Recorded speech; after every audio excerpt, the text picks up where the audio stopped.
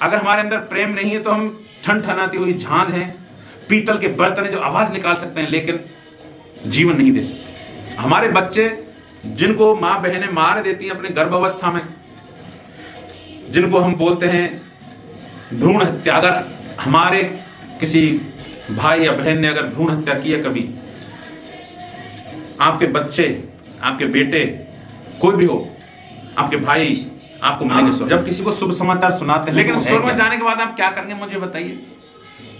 आपने सोचा है स्वर्ग में आपका काम क्या होगा? इफिसियों 6:15 को जिसमें वचन में लिखा, और पांवों में मेल के सुसमाचार की तैयारी के जूते पहनकर, यानी ये पौलुस ने मसीह लोगों के लिए, जब हम आध्यात्मिक युद्ध में होते हैं, आत्मिक युद्ध में होते हैं, तो ये हमारे हथियार बन जाते हैं। तो इसका मायने क्या निकलते हैं, मीनिंग क्या निकलता है, मतलब क्या है इसका, ये हमको समझ में आना चाहिए। एक बात मैं आपके एक सेंटेंस रूप में कहना चाहता हूं जो शायद आपके काम आएगी लाइफ में और ऑल लाइफ में। देखिए, जब आप किसी व्यक्ति से उसके जीवन के बारे में बातचीत कर रहे होते हैं, यानी कभी कभी हम अपने मसीह अनुभव को एक अन्य जाति लोग से बांट रहे होते हैं जो यीशु मसीह को नहीं जानते हैं, उनके साथ जब हम बातचीत कर रहे होते हैं, या एक सेवकाई का हिस्सा होता है जब हम सुसमाचार सुना रहे होते हैं, तो जब आप किसी व्यक्ति से उसके जीवन के बारे में बात कर रहे होते हैं तो आप शैतान के गढ़ वाले क्षेत्र में होते हैं, आप शैतान के राज्य में घूम रहे होते हैं। मैं आपको फिर यह बात दोहराना चाहता हूं, जब आप किसी व्यक्ति से उसके जीवन के बारे में बात कर रहे होते हैं तब आप शैतान के गढ़ वाले क्षेत्र में होते हैं। समझे इसका मतलब?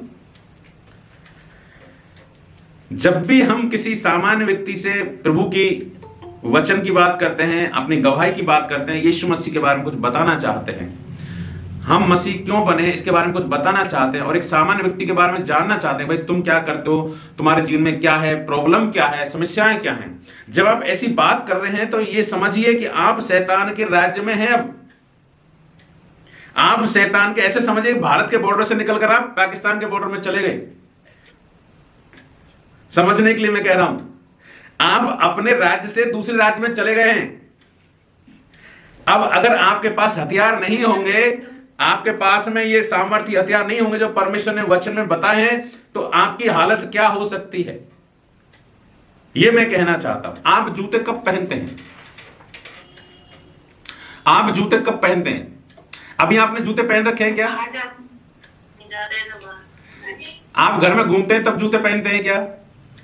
कहने का मतलब कहीं आप तैयारी में होते हैं तो जब एक सैनिक होता है, जब एक फौजी होता है, जब युद्ध क्षेत्र में जाता है तो जूते कितने इंपॉर्टेंट है ये आप समझ पाएंगे अगर फौजियों के जूतों को आप देखें तो। देखिए, हमारे जूतों में और फौजियों के जूते में, एक सैनिकों के जूते में बड़ा अंतर होता है। पहली बात तो ये जूते सामान्य जूते नहीं होते हैं, नीचे से इनको स्पेशल बनाया जाता है ताकि इसमें एक स्पॉक्स होते हैं या तो लोहे के कांटे जैसे होते हैं, और वो कहीं भी उबड़ खाबड़ दलदल में या कैसी कांटों में चलेंगे तो उन पर उनके पांवों वो असर नहीं करेंगे, चुभेंगे नहीं, या मिट्टी में भी वो पीछे नहीं खिसकेंगे, स्लिप नहीं मारेंगे, और कांटों में चलेंगे तो कांटे नहीं लगेंगे। रोमन जो फौजी होते थे उनके जूते तो पीतल के होते थे और वो बड़े भारी होते हैं, लेकिन धीरे धीरे जब फौजी जो युद्ध लड़ता है तो इन जूतों की आदत पड़ जाती है उसको। तो इन जूतों के बिना अगर वो जूते नहीं पहने, सारे अस्त्र शस्त्र पहन रखे, तलवार ले रखी है, कवच पहन रखा है, ढाल ले रखी है, लेकिन जूते नहीं पहने तो कैसा लगेगा? जूते नहीं पहने तो वो युद्ध नहीं लड़ पाएगा। इसलिए जूते कितने इंपॉर्टेंट होते हैं, पहली बात तो आपको शारीरिक रीति से समझना होगा। अब हम आत्मिक बातों के आत्मिक क्षेत्र में आते हैं कि हमें ये आत्मिक क्षेत्र का में इसका मतलब क्या है। आत्मिक क्षेत्र में, क्योंकि हम तो एक युद्ध में हैं, हर एक मसीह, मैं सिर्फ दासों की बात नहीं कर रहा, हर एक विश्वासी हर समय एक युद्ध में होता है।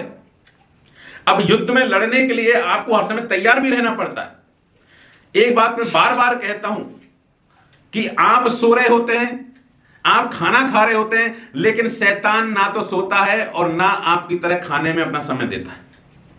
वो हर समय तैयार रहता है आपके विरोध में काम करने के लिए। ये बात याद रखिएगा। मसीह जीवन में एक बात याद रखिए, शैतान हमेशा आपके ताक में रहता है, कब तुमको फाड़ खाए। वो ना सोता है और ना हमारी तरह खाने में या फालतू के टाइम में, फालतू की बातें करने में टाइम वेस्ट नहीं करता हो। हमेशा नजर रखता है हमारे ऊपर। ये बात हम समझिए। अब हम मसीह लोग कितने ढीले ढाले होते हैं, इसी वजह से हम कभी कभी परीक्षाओं में फंस जाते हैं। हम जब समस्या आती है तब तो हम प्रार्थना में बड़े हिम्मत के साथ में, बड़े मतलब गंभीरता के साथ में प्रार्थना करेंगे, ये है। लेकिन जैसे आशीष आने लगती है हम थोड़ा लूज हो जाते हैं। आशीष आती है, हमारी शादी होती है, हमारी जॉब लगने लगती है, तो हम लूज हो जाते हैं। हम प्रार्थना करना छोड़ देते हैं, संगति करना छोड़ देते हैं, हम उपवास करना छोड़ देते हैं। तो कहने का मतलब यह है कि आशीष से कभी कभी हमको शैतान को मौका देती है हमारे जीवन में। इसलिए हमेशा जो वचन के सेवक हैं, जो प्रभु की सेवा करते हैं, वचन को समझते हैं, वो कभी भी लूज नहीं होते हैं। वो चाहे आशीष हो चाहे दुख हो, सब में एक समान रहते हैं। हमारे दुखों में भी हमें वही काम करना है, उतनी प्रार्थना करनी है, उतना ही वचन पढ़ना है, उतनी संगति करनी है। और आशीष हो, शादी हो, तब भी हम कुछ भी हो, हम सब काम परमेश्वर के नाम से करना चाहिए। इसलिए मसीह लोग देखिए, खाना खाते हैं तो प्रार्थना करके खाते हैं, पढ़ाई करते हैं तो प्रार्थना करके पढ़ाई, खाना खाते हैं तो खाने से पहले प्रार्थना कीजिए। आप घर से बाहर निकलते हैं तो घर बाहर निकलने से पहले प्रार्थना करके निकलिए। प्रभु यीशु मसीह के लहू से अपने आप को सुरक्षित कीजिए। कुछ भी करते हैं तो मसीह लोगों का एक दिनचर्या बन जाते हैं, किसी को कहने की जरूरत नहीं होती अब हमें क्या करना है। हम कहीं भी जा रहे हो तो आइए हम प्रार्थना करें, हम छोटी प्रार्थना करें। सफर में जा रहे हैं तो प्रार्थना करते चलिए। तो हमें हमेशा उस युद्ध में, लड़ाई में रहें, इसका पता हमको होना चाहिए। ऐसा नहीं हम भूल जाए, यार दोस्त मिल गए अभी तो कोई दिक्कत नहीं है, याद ही नहीं 2 दिन तक परमेश्वर को कोई प्रार्थना करनी, संगति करनी। देखो दोस्त, कार्यक्रम, समारोह अपनी जगह हैं, लेकिन परमेश्वर का शिक्षा हमें लेना है हर समय। वो एक क्वेश्चन और मैं आपसे पूछना चाहता हूं, आप जब किसी को शुभ समाचार सुनाते हैं तो वो है क्या? दरअसल किसी व्यक्ति को जो अभी यीशु को जानता भी नहीं है, हम कैसे शुभ समाचार सुनाएंगे तो समझ जाए? और बहुत ही थोड़े समय हम अपनी बहुत सारी बड़ी बड़ी कहानी बनाकर और यीशु मसीह के पूरे बारे में, जन्म से लेकर उत्पत्ति से लेकर हमारे जीवन को इतना सब कुछ सुनाएंगे। और कभी कभी जो सामान्य व्यक्ति होता है, जो यीशु मसीह को नहीं जानते, वो फंस जाता है। वो लास्ट में देखता है कि क्या हुआ, उसको कुछ 1% समझ में नहीं आता, और हम फिर बोलते हैं चलो हम अंगीकार करते हैं। और बहुत सारे लोगों को हम अंगीकार करा देते हैं इस लोगों को, लेकिन दूसरे दिनों को पता भी नहीं चलता कि हमने अंगीकार कर लिया है। और बहुत सारे लोग सभी को अंगीकार कर लेते हैं, वो जानते हैं हाँ भाई ठीक है, मसीह भी हमारे जीवन में आना चाहिए, पैगंबर भी हमारे जीवन में आना चाहिए, और भगवान भी हमारे जीवन में, सबको अंगीकार कर लेते हैं, और काम नहीं करता है परमेश्वर। तो आपके पास क्या शुभ समाचार है? आप सरल शब्दों में आप बताएंगे, सबसे सरल सब आसान शब्दों में आप किसी को क्या बोलेंगे? अगर कोई हम सफर कर रहे हैं, किसी के साथ 15 मिनट का सफर है हमारा, और हमें अगर वो अचानक कोई बातचीत चले और एक मसीह जीवन के बारे में, तो हम उसको क्या बोलना चाहिए और अपनी बात खत्म कर देना चाहिए? ऐसा एक शुभ समाचार, एक आपके पास क्या संदेश है जो आप बहुत ही कम समय में उसको दे सकते हैं? और फिर आप, क्योंकि ये एक बड़ा प्रॉब्लम है भाइयों कि हम सही शुभ समाचार को बताना नहीं जानते। हाँ, हमने विश्वास किया मसीह में, मसीह जीवन जी रहे, लेकिन शुभ समाचार जब बताने की बारी आ रही तो हम पता ही नहीं चलता कि हम क्या बोले। लोग यीशु आपसे प्यार करता है, वो हमारे लिए 2023 साल पहले इस जगत में आया और मारा गया, गाड़ा गया, तीसरे दिन जीवता परमेश्वर है। यीशु से प्रेज द लॉर्ड। और किसी के पास कुछ है? सब सुसमाचार शांति की बातें सुनाता है, कल्याण का सुसमाचार देता है, उद्धार का संदेश देता है। यीशु मसीह आज से 2023 वर्ष पहले इस दुनिया में आया, हमारे लिए मारा गया, हमारे लिए गाड़ा गया, हमारे लिए तीसरे दिन जी उठा। वो जीवित परमेश्वर है, इस संसार में शांति के लिए। Praise the Lord. चलिए, क्योंकि यशायाह 52 का 7 वचन में लिखा है।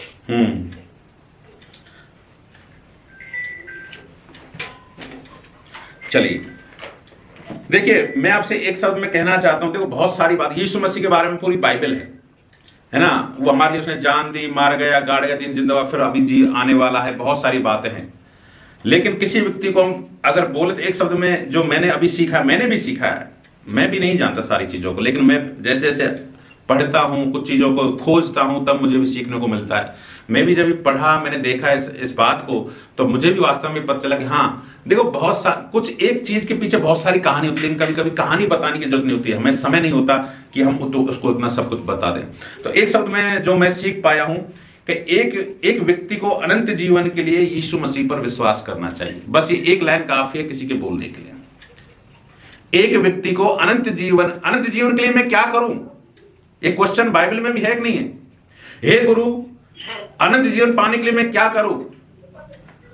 यीशु मसीह पर विश्वास कर। बस, तो यीशु मसीह पर विश्वास कर, कुछ मत कर। तो एक व्यक्ति को अनंत जीवन के लिए यीशु मसीह पर विश्वास करना चाहिए। ये सबसे बड़ा शुभ समाचार, सबसे छोटा शुभ समाचार है और सबसे कम समय लेता है।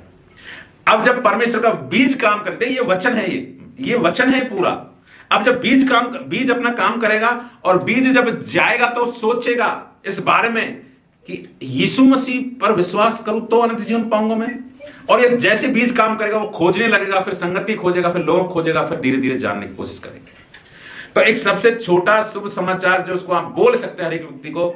और मैं भी इससे प्रभावित हुआ इस बात को जानकर कि सचमुच में कभी कभी हम बहुत सारे हमारे पास, हम कभी कभी किसी को हम सोचते इसको मैं कैसे बताऊं, कभी कभी पढ़े लिखे के पास बहुत ज्यादा पढ़े लिखे लोग होते हैं, कुछ कभी कभी बहुत कम पढ़े लिखे लोग होते हैं। हम तो ये सोचते हैं इसको मैं कैसे बताऊं, कहां से शुरू करूं। हम भी कभी कभी ऐसा सोचने में विवश हो जाते हैं। लेकिन एक बात आप कह सकते हैं, अनंत जीवन पाना है, यीशु मसीह पर विश्वास कर, कुछ नहीं। अनंत जीवन पाना है तो यीशु मसीह पर विश्वास करो। तो अनंत जीवन के लिए यीशु मसीह पर विश्वास करो, बस, और कुछ नहीं। परमेश्वर आपके कोई करेगा। चलिए आइए आज हम आज की मीटिंग शुरुआत करें। आज के वचन को हम जाने, इफिसियों 6:15 के बारे में बातचीत करें। तो हम वचन में देखेंगे, यशायाह 52:7 पर। पहाड़ों पर उसके पांव क्या ही सुहावने हैं, जो शुभ समाचार लाता है, जो शांति की बातें सुनाता है और कल्याण का शुभ समाचार और उद्धार का संदेश देता है। जीवन से कहता है, तेरा परमेश्वर राज करता है। आमीन, हालेलुया। देखिए, आज से 2700 साल पहले जब यीशु मसीह दुनिया में नहीं आया, तब ये शुभ समाचार यशायाह के पास था। और उसने कहा, पहाड़ों पर उसके पांव क्या ही सुहावने हैं, पहाड़ों पर उसके पांव क्या ही सुहावने हैं, जो शुभ समाचार लाता है, जो शुभ समाचार लाता है। ये पांवों की सुंदरता के बारे में बात नहीं कर रहा, पांव सुंदर हैं या मिट्टी वाले हैं या कैसे भी, लेकिन ये जो शुभ समाचार लाता है उसके पांव क्या ही सुहावने हैं। आपके जीवन में जिसने भी शुभ समाचार यीशु मसीह के बारे में बताया, उसके पांव बड़े सुहावने थे। आपके घर में आए वो भाई, वो बहन, वो परिवार, और आपके साथ बातचीत हुआ और आपका जीवन बदल गया। आपने हमारे चैनल को सब्सक्राइब किया है? यदि आप प्रार्थना करवाना चाहते हैं तो प्रेस सेंटर में कॉल करें, हम आपके लिए प्रार्थना करेंगे। पांव मेल के सुसमाचार की तैयारी के जूते पहनकर, जूते का मतलब क्या है? तैयारी। जूते का मतलब क्या है? आप तत्पर होना, रेडी होना, आप तैयार होना। जूते पहनने का मतलब क्या है? आपके पास आत्मिक रीति से शैतान से लड़ने के लिए शुभ समाचार होना चाहिए। यह शैतान के साथ एक लड़ाई है हमारी, और आपके पास शुभ समाचार का संदेश के लिए तैयारी होनी चाहिए। ये जो शांति का शुभ समाचार है, ये मेल का शुभ समाचार है, ये शांति का समाचार है, ये हमारे पैरों को तत्परता देता है, यानी तैयारी करना है हमें। अब शुभ समाचार की तैयारी कैसे करें? जूता पहनने का मतलब क्या है? आप तत्पर होना, यानी आपने जूते पहने हैं तो आप कहीं ना कहीं लड़ाई के लिए तैयार हैं। पांवों में देखिए, एक एक शब्द पर ध्यान दिए, पांवों में मेल के सुसमाचार, पांवों में मेल के सुसमाचार की तैयारी के जूते पहने। अब जूते पहनने हैं, किसके हैं वो जूते? मेल के सुसमाचार, मेल का सुसमाचार है वो, मेल का। मेल किसका? मेल किसका? प्रभु यीशु मसीह का और मनुष्य का मेल करवाना है। प्रभु यीशु मसीह का और मनुष्य का मेल करवाने वाले हम लोग, ये हमारे पास शुभ समाचार। हम परमेश्वर को और मनुष्यों को मिलाने वाले लोग हैं। हम दो पर्सनैलिटी में आत्मिक रीति से यीशु मसीह के साथ में और उस मनुष्य के साथ हम संबंध एक कराते हैं, हम उनको जोड़ते हैं। वो शुभ समाचार हमारे पास। 1:15 पढ़िए। देखो, पहाड़ों पर सुसमाचार का सुनाने रोमियो 10:14-15 में, फिर जिस पर उन्होंने विश्वास नहीं किया वो उसका नाम कैसे ले, और जिसके विषय सुना नहीं उस पर कैसे विश्वास करें, और प्रचारक बिना कैसे सुने, और यदि भेजे ना जाए तो कैसे प्रचार करें। जैसा लिखा है, उसके पांव क्या ही सुहावने हैं जो अच्छी बातों का सुसमाचार। देखिए, प्रचारक के बिना कैसे सुनेंगे लोग? अगर आप प्रचारक प्रचार नहीं करेगा तो सुनेंगे कैसे? कहां से उनको पता चलेगा? जिस पर उन्होंने विश्वास नहीं किया उसका नाम कैसे लें? यीशु मसीह को जानते नहीं है लोग, यीशु मसीह पर विश्वास नहीं करते, उसका नाम कैसे लें लोग? ये बताइए। बिना आप जब आज से पहले जब यीशु मसीह को नहीं जानते थे, क्या आप यीशु मसीह का नाम लेते थे? नहीं लेते थे ना। आपको किसी ने सुनाया, किसी प्रचारक ने, किसी दास ने आपको सुनाया प्रभु यीशु मसीह का नाम, अब आपको यीशु मसीह का नाम पता चला है तो आप नाम लेते हैं ना, आप यीशु मसीह के बारे में जाने हैं। यदि भेजे ना जाए तो कैसे प्रचार करें, लेकिन ये बात बड़ी महत्वपूर्ण है, यदि भेजे ना जाए तो कैसे प्रचार करें। देखिए, भेजने वाला तो परमेश्वर है, परमेश्वर ही हमको भेजता है। अगर हम परमेश्वर की ओर से नहीं हैं तो कभी किसी के पास सुसमाचार नहीं पहुंच सकता। परमेश्वर अपने दासों के हृदय में बात करता है, दासों को तैयार करता है और दासों को भेजता है। मैं आपको शुभ समाचार की, देखो हम ये पांव में मेल के शुभ समाचार की तैयारी के जूते का मतलब क्या है, यानी हमें तैयार रहना चाहिए। लेकिन तैयारी कैसे होनी चाहिए? सबसे पहले हमें प्रार्थना करना चाहिए। तैयारी का पहला चरण क्या है? हमें प्रार्थना करना चाहिए, परमेश्वर मुझे तेरा शुभ समाचार सुनाने के लिए मौका दे। ऐसे लोगों को जो अभी यीशु मसीह आपको नहीं जानते हैं, जो अभी आपके बारे में नहीं जानते हैं, ऐसे लोगों को मेरे पास ला या मैं उन तक पहुंचूं। प्रभु यीशु मसीह ऐसा मुझ पर अनुग्रह कर। देखो, हमें एक प्रार्थना करना पड़ेगा। अगर आप प्रार्थना नहीं करते हैं शुभ समाचार, आप देखो हर एक को सेवा दी, सभी को सेवा दी गई शुभ समाचार सुनाने के लिए। परमेश्वर का शुभ समाचार सब लोगों को लिए खुला हुआ है, लेकिन आपको प्रार्थना करनी पड़ेगी। अगर आप प्रार्थना नहीं करिए, तैयारी है। ये जूते पहनने का मतलब, आप जैसे जूते पहनने का मतलब क्या होता है? तैयार हो रहा है वो व्यक्ति। ऐसे प्रार्थना करना तैयारी है शुभ समाचार सुनाने के लिए। तो आप प्रार्थना कर रहे हैं, वैसे जूते पहन रहे हैं। आप अगर शुभ समाचार सुनाने के लिए परमेश्वर से रिक्वेस्ट कर रहे हैं तो ये परमेश्वर के सबसे पसंदीदा चीजों में से है। जैसे आप प्रार्थना करेंगे परमेश्वर को अच्छा लगता है, और परमेश्वर को अच्छा लगता है तो आपकी सुनेगा और ऐसे लोगों को आपके बीच में भेजेगा, या लोग आपके घर में भी आ सकते हैं। तो सबसे पहला काम क्या है? आपको प्रार्थना करनी चाहिए, बड़े सरल शब्दों में, घुमा फिरा कर नहीं। प्रभु मेरे पास ऐसे लोगों को लेकर आ, चाहे वो रिश्तेदार हो, चाहे गांव के हो, चाहे कोई भी हो, डिपार्टमेंट के लोग हो, तू मेरे पास उनको लेकर आ और मैं उनको शुभ समाचार सुना सकूं। या फिर मुझे ऐसा मौका दे कि मैं वहां जाऊं और लोग तेरे शुभ समाचार को सुनने के लिए प्यासे हो जाएं। तो ऐसे प्यासे लोगों को, जिनको परमेश्वर बचाना चाहता है, जिनको परमेश्वर अनंत जीवन के लिए चुना है, वो लोग आपके पास आएंगे या आप उनके पास जाएंगे। यह है मेल के शुभ समाचार, यानी तैयारी के जूते पहनना। यानी जैसे हम प्रार्थना करते हैं, ये तैयारी हम जूते पहन रहे हैं। अब जब आप प्रभु आपके पास कुछ लोगों को लेकर आएगा तो अब आपका ही काम है, आपको हिम्मत के साथ बताना है। ये शांति का समाचार है, ये शुभ समाचार है। अब आपको बताना है, परमेश्वर ऐसे लोगों को लेकर आएगा। अब आपको कहना तो पड़ेगा यीशु मसीह के बारे में। ये आपको यहां अपनी हिम्मत दिखानी पड़ेगी, आपको यीशु मसीह के प्रति जज्बा होना पड़ेगा। हाँ, मुझे परमेश्वर ने बचाया, अपनी गवाही दे सकते हैं। और अगर सबसे कम समय है तो ये बात जो अभी हमने बोली कि अनंत जीवन सिर्फ यीशु के पास है। अनंत जीवन पाना चाहते हो, वो यीशु दे सकता है। सर इतना कहना काफी। हर व्यक्ति चाहता है, इस संसार का हर व्यक्ति चाहता है कि मैं अनंत जीवन पाऊं, स्वर्ग पाऊं। ऐसा कोई व्यक्ति नहीं, हर व्यक्ति प्यासा है, स्वर्ग जाना चाहता है। अरे इतने प्यासे हैं लोग कि नाम के आगे स्वर्गीय लगा देते हैं मरने के बाद। क्यों लगाते हैं? इसका मतलब स्वर्ग एक चाहत है, एक प्यास है। हर आदमी स्वर्ग ही तो जाना चाहता है। क्या मरने वाला हर व्यक्ति स्वर्ग लगाने से स्वर्ग चला गया क्या? तो हमें ये स्वर्ग जाने वालों के लिए, ऐसे प्यासे लोगों के लिए कौन जाएगा? हम जाएंगे। परमेश्वर हमें मौका देता है। इफिसियों 2:14 पढ़िए, क्या लिखा है? क्योंकि वही हमारा मेल है जिसने दोनों को एक कर लिया और अलग करने वाली दीवार को जो बीच में थी ढा दिया। क्योंकि वही हमारा मेल है, देखिए वचन को पढ़िए ध्यान से, वही हमारा मेल है जिसने दोनों को एक कर दिया। हमको और यीशु मसीह को एक कर दिया। किसने कर दिया एक? हमारे बीच में जो दीवार थी, दीवार कौन थी? पाप। हमारा पाप दीवार थी ना। क्योंकि वही हमारा मेल है जिसने दोनों को एक कर लिया और अलग करने वाली दीवार को जो बीच में थी ढा दिया। वही हमारा मेल है, वही हमारा मेल है जिसने दोनों को एक कर लिया।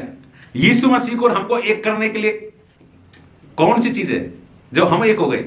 अब आप और यीशु मसीह एक हैं या नहीं है? मैं ये पूछना चाहता हूं आपसे। प्रभु यीशु मसीह और आप अलग अलग हैं या एक हैं? अरे मैं तुझ में बना रहूं, तू मुझ में बना रहे, हम एक हो जाएंगे या नहीं होंगे? यीशु मसीह कहता है तू मुझ में बना रहे और मैं तुझ में बना रहा हूं, तो हम और यीशु एक हैं। अभी हम पिछले सैटरडे बात कर रहे थे ना, जब कोई हमको देखे मनुष्य को तो हम दिखेंगे, लेकिन शैतान को कौन दिखेगा? यीशु दिखना चाहिए हमारा। अगर शैतान को मौका मिले, आज मैं उत्तम भाई के घर पर जाता हूं उसको जीवन में गड़बड़ी डालने के लिए, लेकिन जब वो यहां आए तो किसको देखे? अरे ये तो यीशु, भागो यहां से। शैतान को ऐसा दिखना चाहिए, क्योंकि हम और यीशु तो एक ही हैं। वो शैतान आएगा तो आत्मा में दिखेगा, यीशु दिखेगा, मनुष्य दिखेगा तो उत्तम को देखेगा। हालेलुया। तो यहां मैं ये पूछना चाहता हूं, क्योंकि वही हमारा मेल है। मैं आपसे क्यों पूछ रहा हूं? मैं आपका एग्जाम नहीं ले रहा, सुनिए, मैं आपका एग्जाम नहीं ले रहा, लेकिन पवित्र आत्मा हमसे बात करना चाहिए। पवित्र आत्मा के बिना ये वचन समझ ही नहीं आते हैं। आप सामान्य बातों को भी नहीं समझेंगे। देखिए, क्योंकि वही हमारा मेल है जिसने दोनों को एक कर लिया, हमको और यीशु मसीह को एक कर दिया। कौन है इसके पीछे? यीशु का लहू। यीशु के लहू ने ही हमको एक किया है। जैसे यीशु ने अपना लहू बहाया, हमारे पापों की हमको क्षमा मिल गई, हम माफ किए गए, गुलामी से आजाद हो गए, शैतान के चंगुल से आजाद हो गए, और हम एक हो गए यीशु मसीह के नाम में। यीशु के लहू के द्वारा हमें छुटकारा मिलता है। यीशु का लहू हमको एक करता है। अब हमको कोई जुदा नहीं कर सकता। उसने अपने लहू से हमको खरीदा है, हमारी कीमत चुकाई है, हमारी कीमत चुकाई है। शैतान का हम पर अधिकार नहीं है, अब बीमारी का हम पर अधिकार नहीं है, अब हमारे जीवन में गड़बड़ी का कोई अधिकार नहीं है, हमारे जीवन में कोई गरीबी है तो गरीबी का कोई अधिकार नहीं है। हम बोल सकते हैं गरीबी तेरा मुझ पर कोई अधिकार नहीं है, मेरे प्रभु यीशु मसीह ने कीमत चुका दी है। अब मैं गरीब क्यों रहूं, मैं बेरोजगार क्यों रहूं, मेरे जीवन में समस्याएं क्यों रहे, शैतान क्यों रहे मेरे जीवन में? अरे मैं तो खरीदा हुआ हूं, मैं तो यीशु का खरीदा हुआ हूं। मेरे यीशु ने कीमत चुकाई है, पूरी पूरी पूरी पूरी कीमत चुकाई है, अपने लहू से हमको खरीद लिया है। अब हम गुलाम क्यों हैं? गुलाम इसलिए है भाई साहब, गुलाम इसलिए बहनों, क्योंकि हमको ज्ञान नहीं है। हमारे ज्ञान के अभाव के कारण, जैसा वचन कहता है, मेरे ज्ञान के ना होने के कारण मेरी प्रजा नष्ट हो रही है। मेरा ज्ञान यानी परमेश्वर का ज्ञान हमको नहीं है पूरा, इसलिए जब ज्ञान नहीं होता तो हमारी प्रजा नाश। असली संविधान हमारा बाइबल है, हमें संसार की चीजों पर ध्यान ना दें। हमारा असली संविधान स्वर्ग का संविधान है, बाइबल। इसका ज्ञान आप लीजिए। आप वकील क्या करता है, एक बात बताइए, वकील का काम क्या है? उसको संविधान का नॉलेज, तो आपके लिए केस लड़ता है वो। आप अपराध करते हैं या नहीं करते हैं, अगर सही आदमी को छुड़ाने काम भी वकील ही करता है। अब वो क्यों करता है? क्योंकि उसको ज्ञान है, नॉलेज है, उसने पढ़ाई करी है। अब ये बताइए, आपको अगर नॉलेज होगा, अगर ज्ञान होगा इस संविधान का, इस संविधान का आपको नॉलेज है, ये बाइबल का आपको नॉलेज है, तो आप दूसरों को छुड़ा पाएंगे या नहीं छुड़ा पाएंगे? आप छुड़ा लेंगे लोगों को। आप इस शुभ समाचार लेकर जाइए लोगों को। आप पांव मेल के शुभ समाचार की तैयारी के जूते पहनकर जाइए। आप छुड़ा लेंगे लोगों को, आप आजाद कराएंगे लोगों को। आपके पास अधिकार है। हमें ऐसे ऐसे ऐसे गुलाम लोगों को छुड़ाना है जो शैतान की गुलामी में है। उन सब लोगों को छुड़ाना, ये हमारी जिम्मेदारी, हमारी ड्यूटी है, क्योंकि हम परमेश्वर के कमांडो हैं, परमेश्वर के सैनिक हैं। हम नहीं करेंगे तो कौन काम करेगा? इसलिए वचन में लिखा है, सुसमाचार प्रचारक अगर अपन प्रचार ना करे तो कौन सुनाएगा? प्रचारक के बिना कैसे जाए? प्रचारक के बिना सुनेगा कैसे? अगर मैं आपको प्रचार कर रहा हूं तो आप बिना मेरे कैसे सुनेंगे? परमेश्वर ने मुझे अगर ये अधिकार दिया तो मुझे सुनाना जरूरी है। अगर मैं सोचूं नहीं यार तो मुझे नहीं सुनाना, तो ये है, तबीयत खराब है, वो है, चलो ठीक है अगली मीटिंग लेंगे, नहीं, कुछ भी हो जाए, अगर परमेश्वर ने मुझे कैसी परिस्थिति में रखा है, लेकिन पहले परमेश्वर का मुझे करना है। देखिए, जब हम सरकारी नौकरी में होते हैं, कुछ भी हो, हम 10 बजे से 6 बजे ड्यूटी करते हैं, और जब परमेश्वर काम आते हैं तो बहाने बनाते हैं। परमेश्वर कामों में ही क्यों बहाने बनाते हैं? और कामों, क्योंकि हमें यहां से हम उनको ज्यादा इंपॉर्टेंस ही देते हैं। नहीं, एक दिन का पगार कट जाएगा, सेल हो जाएगी, पीएल हो जाएगी, छुट्टी नहीं है मेरे पास में, फिर काम बहुत सारे हमारे। लेकिन हम जो नासवान चीजें उनके लिए हम बड़ी सहूलियत के साथ में एडजस्ट कर लेते हैं, लेकिन जो जहां एडजस्ट नहीं करेगा परमेश्वर, उसके लिए हम उसको, इसका मतलब हम महत्व नहीं समझते हैं परमेश्वर का। इस संविधान को, इस बाइबल को हम इतना इंपॉर्टेंट क्यों नहीं देते? क्योंकि हम शायद पूरी तरह विश्वास नहीं करते हैं कि इसी के ऊपर न्याय किया जाएगा। असली डिसीजन होगा, अगर न्याय का दिन आएगा तो इसी के द्वारा किया जाएगा कि हमने क्या किया और क्या नहीं किया। वहां कुछ भी नहीं चलेगा। दूसरे कुरिन्थियों 5 अध्याय जाइए हैं, 18 से लेकर 21 तक। ये सब बातें परमेश्वर की ओर से हैं, जिसने मसीह के द्वारा अपने साथ हमारा मेल मिलाप कर लिया और मेल मिलाप की सेवा हमें सौंप दी है। अर्थात परमेश्वर ने मसीह में होकर अपने साथ संसार का मेल मिलाप कर लिया और उनके अपराधों का दोष उन पर नहीं लगाया और उन मेल मिलाप का वचन हमें सौंप दिया है। इसलिए हम मसीह के राजदूत हैं। मानो परमेश्वर हमारे द्वारा व्यक्ति कर रहा है। हम मसीह की ओर से निवेदन करते हैं कि परमेश्वर के साथ हालेलुया। देखिए, हम इफिसियों 6:15 में जो पढ़े थे ना, पांव में मेल के सुसमाचार, मेल का सुसमाचार, ये मेन टॉपिक है। आप, हमारा ध्यान कहां जाता है? जूते पर जाता है सीधा। लेकिन जूता हथियार, यानी जूता कहने मतलब पौलुस उस चीज को रोमन शासन में, वो उस समय रोमन शासन था।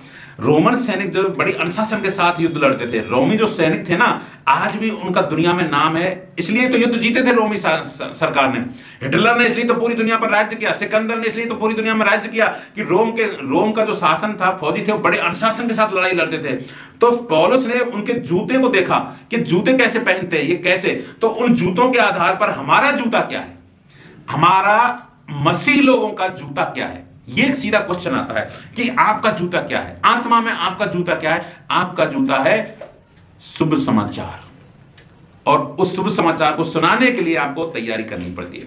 जैसे जूता पहनने के लिए आपको फीते भी बांधने पड़ते हैं, कसना पड़ता है, ठीक है, ऐसे ही शुभ समाचार सुनाने से पहले आपको प्रार्थना करनी पड़ती है। परमेश्वर से कहना पड़ेगा, प्रभु मेरे पास ऐसे लोगों को भेज, मैं लड़की हूं, मैं नहीं जा सकती बाहर तेरी सेवा करने के लिए, मेरे पास ऐसे लोग भेज, मेरे रिश्तेदारों भेज जिनको मैं शुभ समाचार सुना सकूं। परमेश्वर भेजेगा। अगर आप लड़के नहीं है, लड़कियां है, बहन है, तो आपके पास लोगों को भेजेगा, घर पे भेजेगा। जरूरी नहीं आप बाहर जाएं, लेकिन आप प्रार्थना तो करें।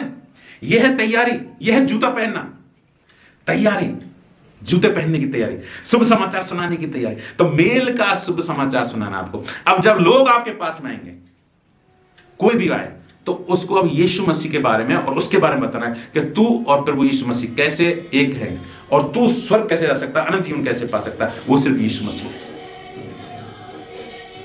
स्पष्ट इस वचन में कितना अद्भुत लिखा है।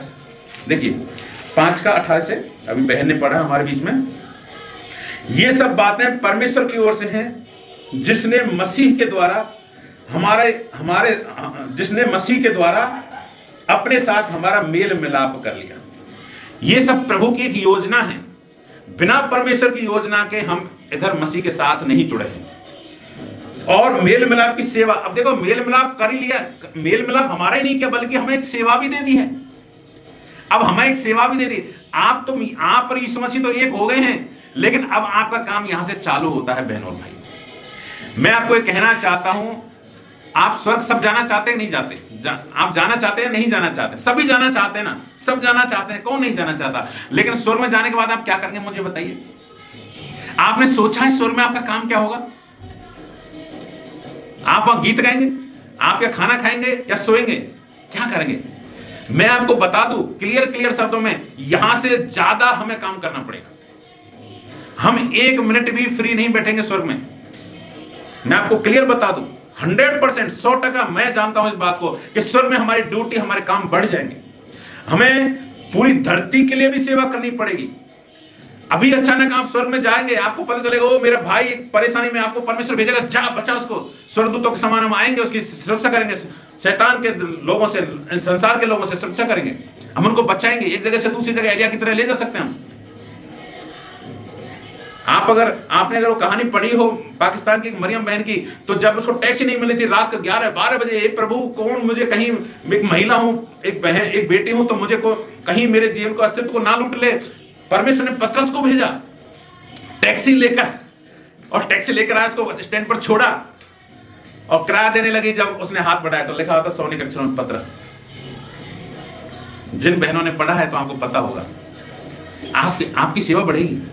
इसलिए मैं कहना क्या चाहता हूं, स्वर्ग जाने में, आप सिर्फ स्वर्ग जाने के लिए आप देखिए, स्वर्ग को पहचानिए, स्वर्ग को जानिए, स्वर्ग में हमें क्या करना पड़ेगा। तो स्वर्ग में जाने में हम परमेश्वर के, फिर परमेश्वर काम हुआ, प्रभु ऑर्डर देगा आपको, चलो ये करो, ये करो, हमें काम करना है। हम धरती, इसलिए हमें धरती पर भी फ्री नहीं बैठना है। अगर आपने बाइबल नहीं पढ़ा है ना, तो स्वर्ग में पहले तो बाइबल पढ़नी पड़ेगी आपको। पहले तो स्वर्ग में बाइबल रखनी पड़ेगी आपको, पूरी बाइबल कंठस्थ याद करनी पड़ेगी। परमेश्वर आपको बाइबल पढ़ाएगा, खुद यीशु मसीह पढ़ाएगा, याद करवाएगा आत्मा में। अगर आपने बाइबल अभी तक नहीं पढ़ी, तो पहला काम क्या है, आप बाइबल पढ़ना चालू कर दो। कभी सोचते हो भैया बार-बार बाइबल पढ़ना बोलते हैं, लेकिन मैं कहना चाहता हूं स्वर्ग में जाने से पहले आपको ये एक मौका मिले, हाँ पूरी चलो बाइबल तो पढ़ी, मेरा वचन तो पढ़ी। ये सेम बाइबल पूरी ये जो बाइबल है ना, ये पूरी आपको स्वर्ग में मिलेगी। हर एक अक्षर सेम। पूरी सोने की बाइबल है वहां, पूरे सब सारे शब्द सोने से लिखे हुए हैं, स्वर्ण बाइबल है। और असली बाइबल वही है, असली बाइबल है जो वही है स्वर्ग में। वही अक्षर हम पढ़ते कागजों के पन्नों पर। हमारे बच्चे जिनको मां बहनें मार देती हैं अपने गर्भावस्था में, जिनको हम बोलते हैं भ्रूण हत्या, उन बच्चों को भी परमेश्वर ले जाकर स्वर्ग में खुद यीशु मसीह सिखाता है, पढ़ाता है। देखिए हर एक जीवन का अस्तित्व है। अगर हमारे किसी भाई या बहन ने अगर भ्रूण हत्या की है कभी, आपके बच्चे, आपके बेटे, कोई भी हो, आपके भाई आपको मिलेंगे स्वर्ग में। अगर किसी बहन भाई के, किसी माओ के अगर बच्चे बीच अवस्था में 5 महीने से 6 महीने के खराब बच्चे हो गए हों, साल भर 2 साल पेट से गिरा, या हमने भी, हमारे द्वारा भी अगर कोई हमारे द्वारा अपराध हुआ हो, तो आपको सारे बच्चे सेफ है स्वर्ग में। मैं आपको कहना चाहता हूं, आपके पास एक धन्य आशा है कि मैं अपने भाई से मिलूंगी, अपने बेटे से मिलूंगी, अपने ऐसे किसी व्यक्ति से जो जिनकी बहुत सारी बातें ऐसी मतलब इंटरेस्टिंग बात नहीं है, ये बहुत ट्रुथ वाले सच्ची बातें हैं जिनको मैं आपको बता रहा हूं। इनमें एक भी बात, जब हम स्वर्ग जाएंगे या प्रभु मौका दे तो हम सारी बातों को जान जाएंगे। अर्थात परमेश्वर ने मसीह में होकर अपने साथ संसार का मेल मिलाप कर लिया और उनके अपराधों का दोष उन पर नहीं लगाया। देखिए हमारे अपराधों का दोष प्रभु ने हमारे ऊपर नहीं लगाया, खुद ले लिया। खुद हमने जो भी पाप किया, जो भी अपराध किया, हम पर दोष नहीं लगाया, सारे पापों को अपने ऊपर ले लिया। इसलिए और उसने मेल मिलाप का वचन हमें सौंप दिया, इसलिए हम मसीह के राजदूत हैं। अब हम मसीह के राजदूत हैं। कौन है आप? बोलिए, I am ambassador of Jesus Christ. मैं मसीह की राजदूत हूं, मैं स्वर्ग की राजदूत हूं। आप बोलिए और आप बोलते रहिए, क्योंकि अंधकार की शक्तियां सुन रही हैं। जब आप बोलते हैं तो अंधकार सुनता है, और जब अंधकार सुनता है, शैतान का सुनता है, दुष्टात्माएं सुनती हैं, तो गिर पड़ती है। आप देखें ना देखें, आपके आसपास का वातावरण क्लियर हो जाता है। मैं प्रभु का राजदूत हूं, मैं प्रभु का मैं यीशु मसीह का राजदूत हूं, मैं यीशु मसीह का राजदूत हूं। ये वचन में लिखा है तो हम क्लेम क्यों नहीं करते? अरे अगर आपको हमारे देश का राजदूत अगर पाकिस्तान, इंडिया में है, पाकिस्तान में है, अमेरिका में, तो कितना बड़ा मानते हो भाई, वो तो अमेरिका का राजदूत है हमारे देश का व्यक्ति। हम पूरे घमंड से लोगों से बोलेंगे, हम नहीं है, हमारा कोई रिश्तेदार है हमारे देश, मेरा जानकार है, लेकिन हम खुद राजदूत हैं स्वर्ग के। हम क्यों नहीं बताते लोगों को? हम खुद राजदूत हैं। इससे बड़ा और क्या पोस्ट चाहिए आपको? आप स्वर्ग के राजदूत हैं, यीशु मसीह के राजदूत हैं, आप एम्बेसडर हैं। और एम्बेसडर का मतलब क्या होता है? आप सब पढ़े लिखे हैं, इतना तो ज्ञान होना चाहिए। देखिए भले ही हम जैसे अगर हमारे भारत देश का एम्बेसडर अमेरिका में है या पाकिस्तान में, तो देखो रहता तो पाकिस्तान में है, ठीक है, लेकिन कानून के नियम का पालन इंडिया का करता है। हमारे भारत देश का कोई राजदूत, अगर भारत देश के आप राजदूत बन जाए, तो आपको सपोज करो हम जापान के राजदूत बन जाए, तो हम जापान में रहेंगे, लेकिन आप सेवा इंडिया की करेंगे, बात इंडिया की करेंगे। तो ऐसे ही हम कहां हैं? अभी इस धरती पर है ना, पृथ्वी पर है ना, तो हमें एम्बेसडर कहां के? स्वर्ग के हैं। तो हमें बात कहां की करनी चाहिए? हमें धरती करनी चाहिए, स्वर्ग की करनी चाहिए। हमें अपने स्वर्ग की बात करनी चाहिए। हम एम्बेसडर हैं यीशु मसीह के, तो हमें तो हमारे राजा का धन्यवाद, राजा का महिमा करना चाहिए ना।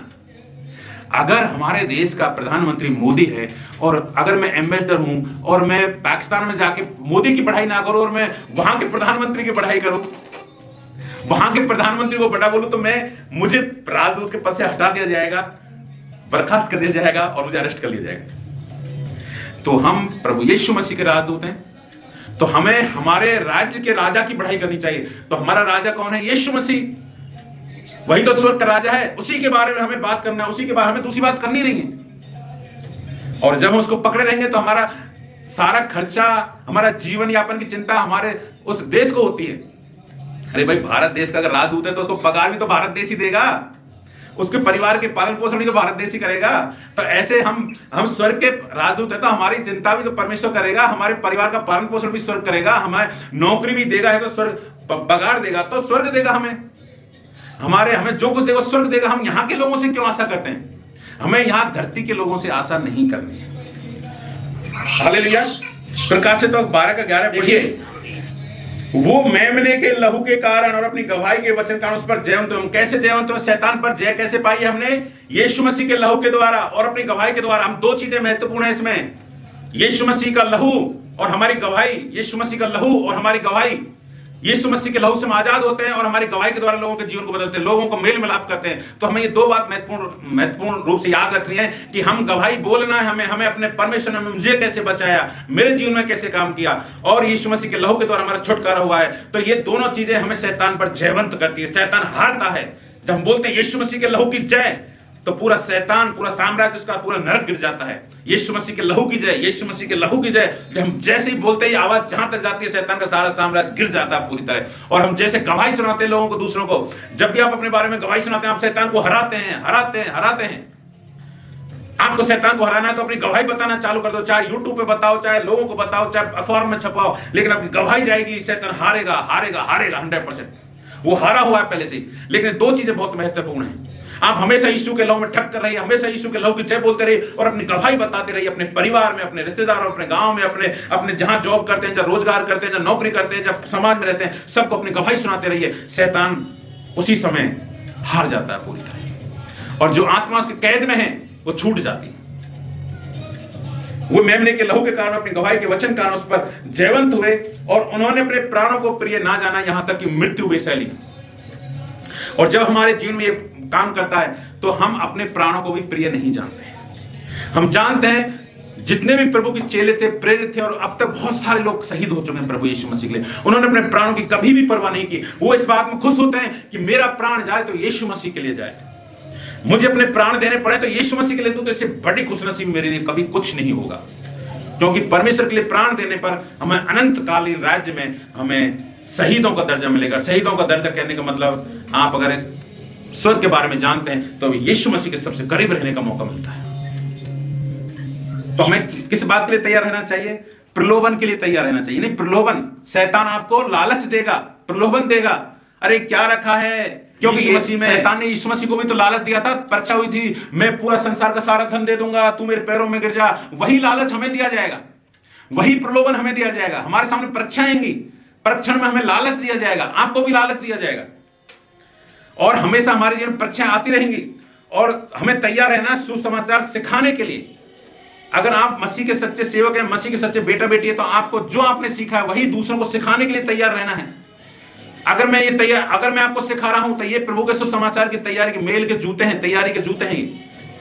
अगर हम ये काम सेवा कर रहे हैं तो ये परमेश्वर में होकर प्रभु ने हमको तैयार किया, प्रभु ने भेजा है। बिना प्रभु के भेजे हम ये नहीं कर सकते। और एक बात, आपको क्या करना है? प्यार करना है, प्रेम करना है। देखिए, बिना प्रेम के कुछ भी नहीं। हम क्या हैं? अगर हमारे अंदर प्रेम नहीं है तो हम ठनठनाती हुई झांझ हैं, पीतल के बर्तन है जो आवाज निकाल सकते हैं लेकिन जीवन नहीं दे सकते।